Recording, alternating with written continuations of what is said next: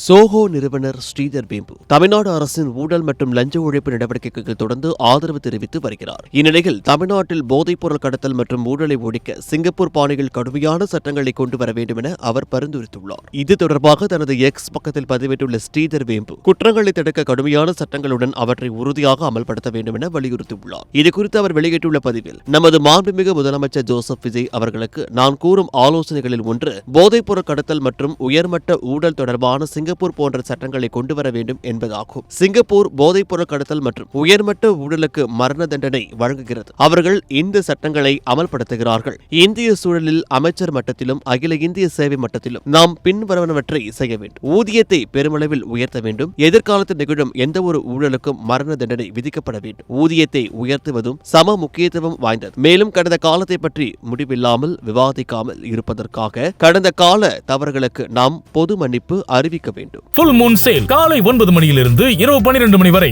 August 27 ஒரு நாள் மட்டும்.